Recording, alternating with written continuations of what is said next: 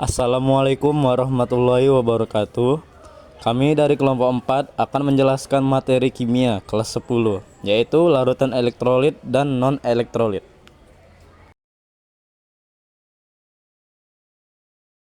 Berdasarkan daya hantar listriknya, larutan dapat dikelompokkan ke dalam larutan elektrolit dan larutan non-elektrolit.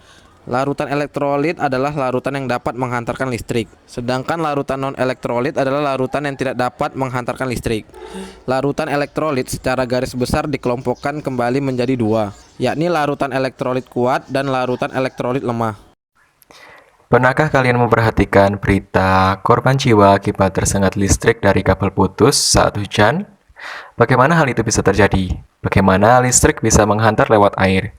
Jawabannya ada di sini, larutan elektrolit dan non-elektrolit.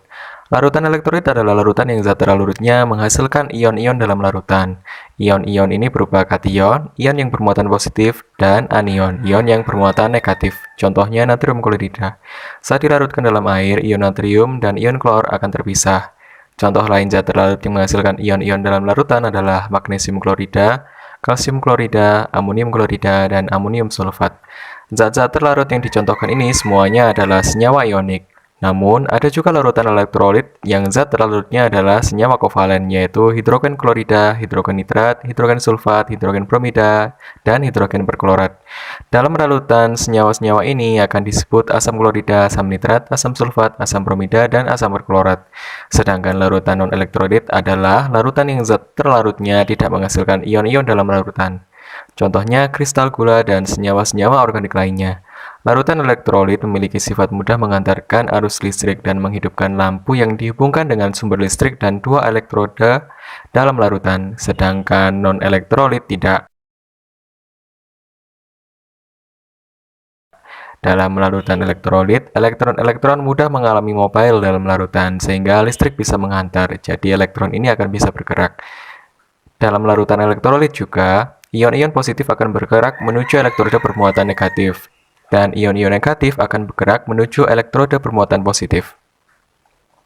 Kekuatan elektrolit dibagi menjadi dua, yaitu elektrolit kuat dan elektrolit lemah. Elektrolit kuat adalah zat terlarut yang mengalami disosiasi atau ionisasi sempurna menjadi ion-ionnya, sedangkan elektrolit lemah tidak sempurna.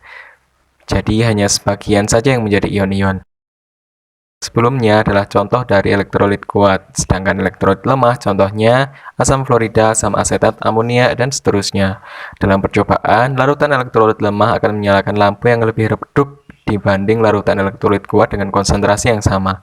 Perhitungan kekuatan elektrolit dapat ditunjukkan dari derajat disosiasi atau derajat ionisasinya. Elektrolit kuat akan memiliki harga derajat ionisasi 1, sedangkan elektrolit lemah kurang dari 1 dan non-elektrolit 0.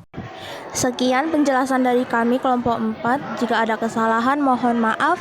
Wassalamualaikum warahmatullahi wabarakatuh.